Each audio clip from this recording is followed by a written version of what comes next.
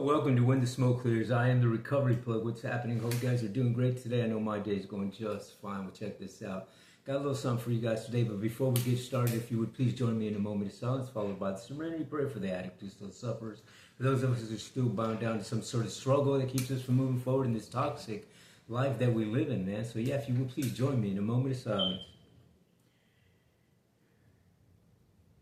God, grant me the serenity to accept the things I cannot change, courage to change the things I can, wisdom to know the difference. All right. Well, now that we got that squared up, check this out, man. I wanted to talk to you guys today about, how everybody knows who watches my videos that I practice Buddhism. And so one of the things I wanted to share with you guys is, because there was someone asked me who Buddha was the other day while I was taking an Uber. The Uber driver asked me. He wanted to get a little insight on it, and this guy was a Muslim, and he asked me about it, and he was just like kind of stunned of the relations, the correlation between a lot of his beliefs and the Buddhist way and the Buddhist practice, and he was astounded that there was a lot of similarities and not only in that religion but in other sects of religion, a spirituality practice. Buddhism has a correlation that can go well with just about, I believe, this is my personal opinion, with any religious study or practice or spiritual path. Because the way of the Buddhist is to take the middle path. You know what I mean? So there's kind of there's a lot more, but just as so you can kind of get a gist of what I'm talking about. The middle Buddhism is about the middle way, not veering too much off this side, not too much veering off this side. Because what happens is when you mentally veer off and just believe this or do things for this over here, then you're not paying attention to any of this other stuff. And in the Buddhist tradition, we believe that if you take the middle way, then we can see the broad aspect of everything that's in front of us, everything that takes place. And it allows you to understand, it allows you to know what to focus on a little bit more, where to correct things in your life so that you stay in that middle path. And I believe the middle path is staying in line with the energies of you and Mother Earth and the energy being that, whatever you want to call it. You can call it God, you can call it just a divine presence. There's a bunch of terms that a bunch of people use for that, the light or the whatever, you know what I mean? There's not one, nothing's incorrect, let's just say that, when it comes to the divine energy that you're trying to get to attain, because it's all, I believe, at the end result, at the end of that thing that you want to attain is all the same. You know what I mean? And no matter what path you take, and no matter what you call it, once you get to that destination of being that enlightened being in that Buddhahood, that Buddha nature, that wholesome self of you, you know what I mean? And but anyway, what I want to do is I just wanted to share a quick interpret or a quick illustration of who Shakyamuni Buddha is and how he came about. And a lot of people don't know the story of Buddha. A lot of people actually think it's this fat bald guy, that you see. And that's actually not really the Buddha. That's Happy Buddha. But that's not Shakyamuni Buddha, right? So anyway, let me get my glasses on because I can't read without them, man. So what I'm going to do is I'm going to read this book to you. It's not very long, but it does give a very good interpretation of the life of Buddha Shakyamuni. And let's get started. Okay. So it says, one night, King Shuddhana's Queen Maya and a mysterious dream. A white baby elephant descended from heaven and appeared before her. The elephant melted into her body in the dream. She knew that this was a divine message that a person with a pure heart was about to be born. Later, the Queen Maya was strolling in the Lumbini garden. She reached out to smell the soft fragrance from the flowering branch of the Oshaka tree. It was then that a child was suddenly born from the right side of her body. "How beautiful he is," said Queen Maya. "He looks wonderful." Everyone was so delighted. At that moment, the prince took 7 steps in each direction, east, west, south, and north. Raising his right hand toward heaven and extending his left hand down toward the earth, he announced, I alone am honored in heaven and on earth. This means all living beings in this world are magnificent creations and possess precious lives. I promise to walk the earth sharing this teaching with everyone. Goes on to say, since the prince was given the name Siddhartha, many people gathered at the castle to celebrate the birth of the prince. A hermit named Asita, known to have the ability to foresee the future, was among the joyous crowd celebrating. When he was invited into the palace and looked steadily at the prince's face, he suddenly burst into tears. "Asita, why are you crying?" asked the king. "This is a person who in the future will explain the truth that will save all human beings. However, no matter how long I extend my life, I will not be able to hear this teaching." "This makes me very sad," said Asita. The king was pleased to hear such a prediction and yet started to worry that the prince might not succeed his throne. Only 7 days after the prince was born, his mother, Queen Maya, passed away. It was the queen's sister, Maharbapati, who raised the prince with attentive care, overflowing with great affection and love. Prince Siddhartha excelled in both his studies and in martial arts. He had a friendly rival with his strong and powerful cousin Devadatta. One day, the two of them took time to look around the village. From the sky, a small bird fell into the field, grabbed an insect in its beak, and returned to flight. Suddenly, a hawk, which had been carefully hiding, caught the small bird and flew away. Seeing these events, the prince was very sad. Without warning, Devadatta aimed the arrow at the hawk. The arrow hit the hawk's wing. The bird flew in opposite direction into the blue sky. The prince quietly spoke to the prideful Devadatta. "Force will eventually be destroyed by force. Therefore, you should not casually point your arrow at a living creature just because you have the advantage."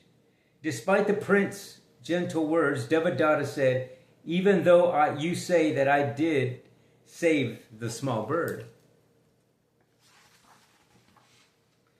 As the prince grew older, King Siddhartha worry deepened.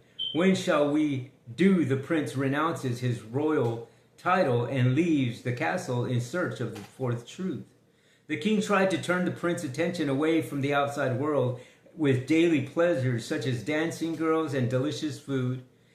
He also had the beautiful princess Yashodhara brought from the neighboring country to marry the prince. No matter how luxurious his life was, the prince felt empty and sad. Was I born to have such luxurious life? Will being king bring me true happiness? The prince thought about this with a heavy heart.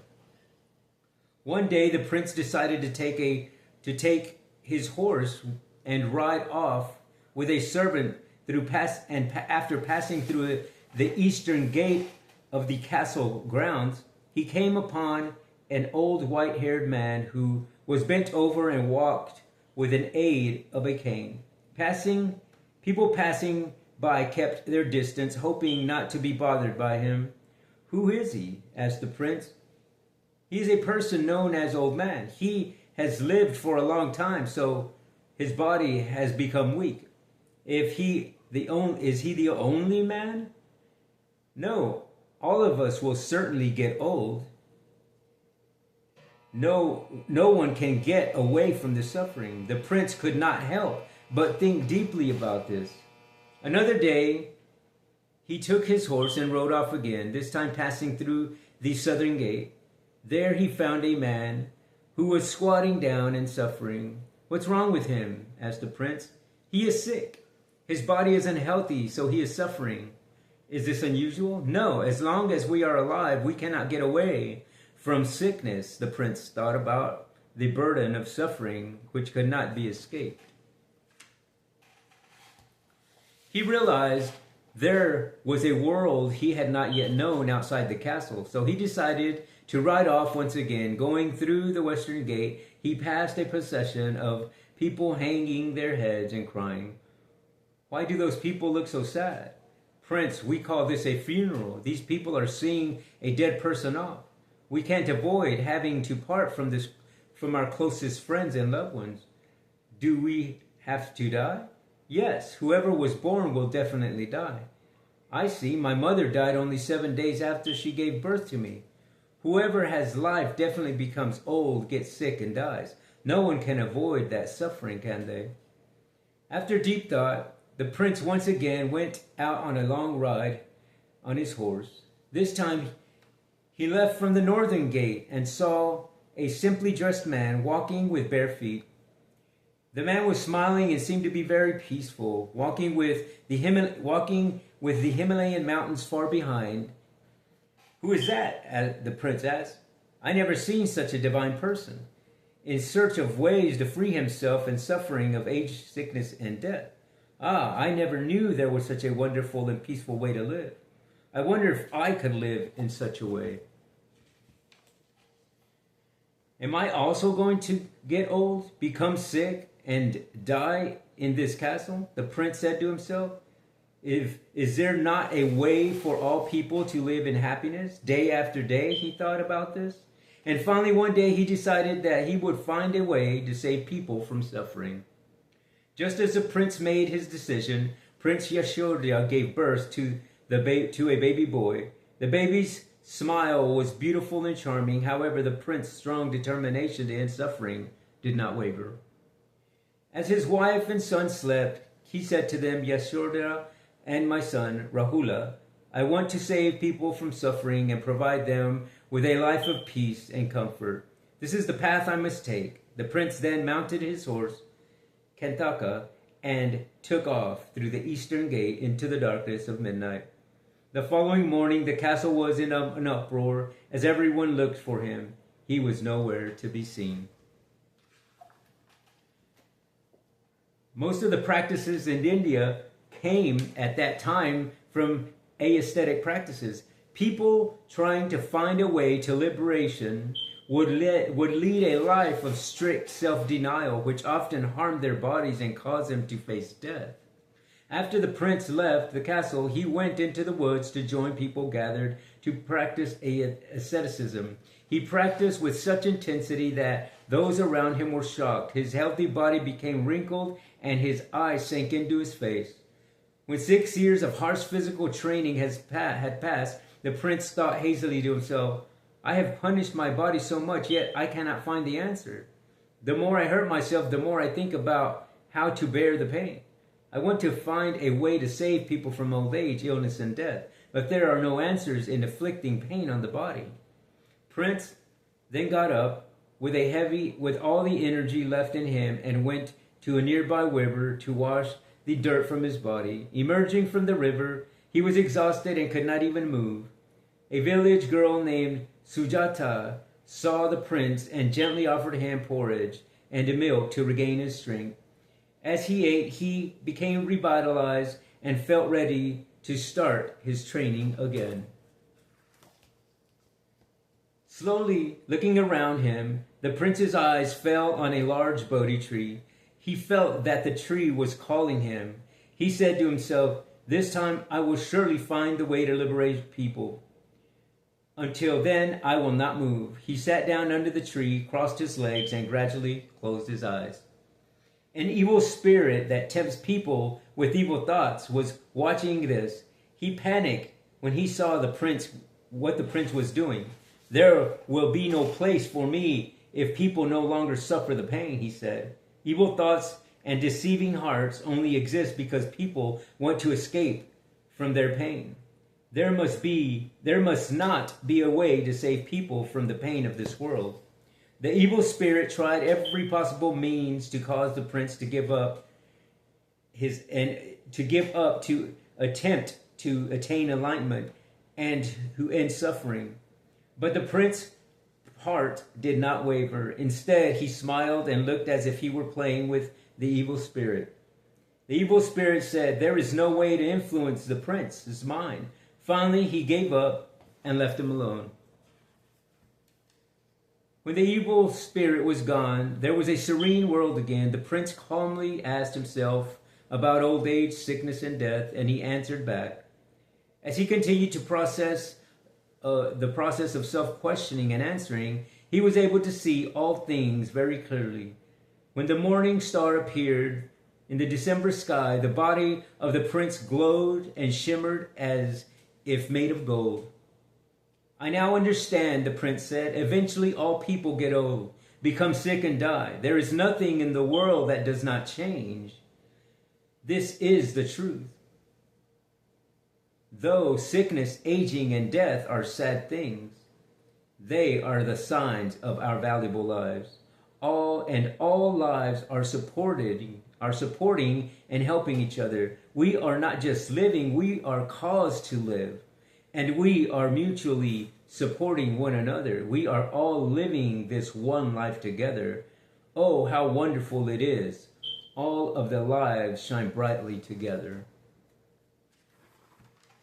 After the prince became enlightened to the truth, people began to call him Shakyamuni Buddha because he wanted to teach the truth to as many people as possible. He traveled for miles in the hot sun. Sometimes he made new roads or paths along the way in order to teach them both, rich and poor.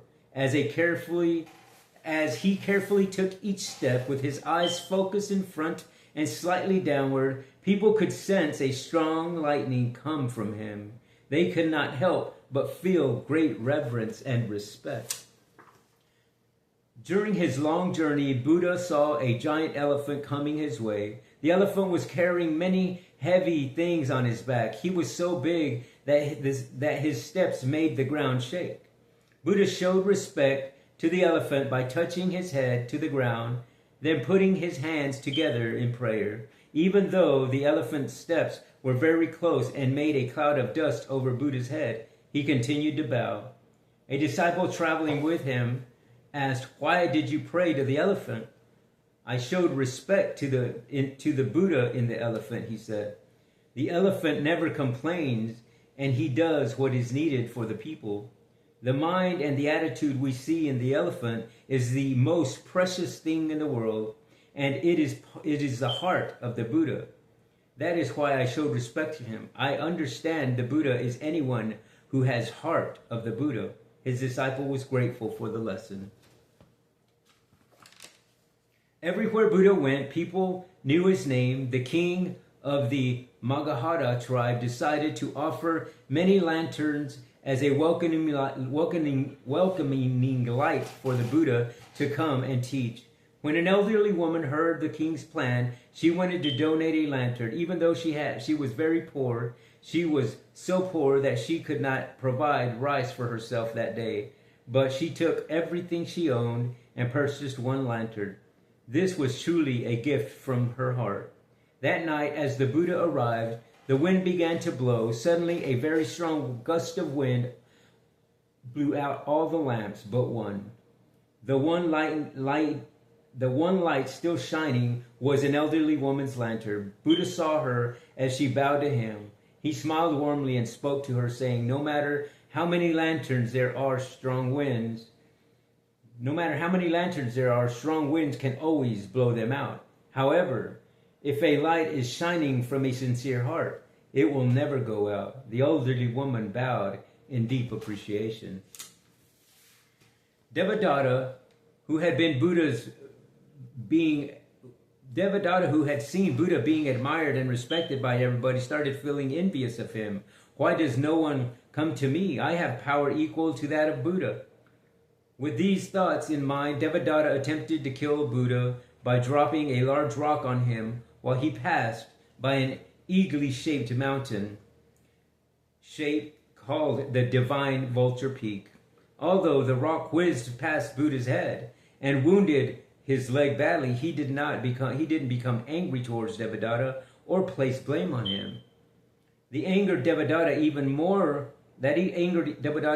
because he thought he was being ignored. He then had an unruly elephant attack Buddha in the woods, but the elephant became totally gentle with the Buddha's mystical powers. Finally, Devadatta realized that he could not stop Buddha with force. When the leg wounded by Devadatta healed, Buddha climbed the Divine Vulture Peak at sunrise and preached his teachings. The morning air was crisp, and the song of the birds echoed in the valleys.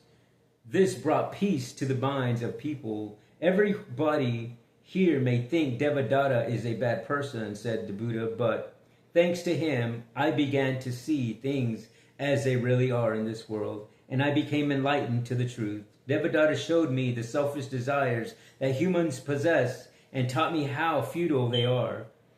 That is why Devadatta is my benefactor. Everyone in this world is a precious presence and can attain the same enlightenment as I did. Devadatta will also be able to one day attain this same spiritual awakening. The people who were carefully listening to Buddha's words were deeply touched by his great generosity and compassion. Devadatta kneeled and prayed to Buddha. Then, as before, Buddha climbed the Divine Eagle Peak again and again and preached the precious teachings of the Sutra of the Lotus Flower of the Wondrous Dharma. For 45 years, he taught. Buddha continued to spread this precious teaching to the people. When Buddha turned 80, he felt on his own death nearing. Facing the north, he went on his last journey. When he made a stop at a village called Pava, a blacksmith named Chunda offered him a meal. Buddha became ill from the mushrooms that was in his meal and suddenly became tormented through his pain. He softly spoke to Chunda, who was very upset to have caused this serious situation. Chunda did not indulge in vain regrets. Even if the meal you made will make my life shorter, it is the same as the porridge that Sujata offered me. Both are precious. Thank you, Chunda. Although he was dying, his words were always spoken with compassion to others. This brought tears to the eyes of Chunda and to the disciples.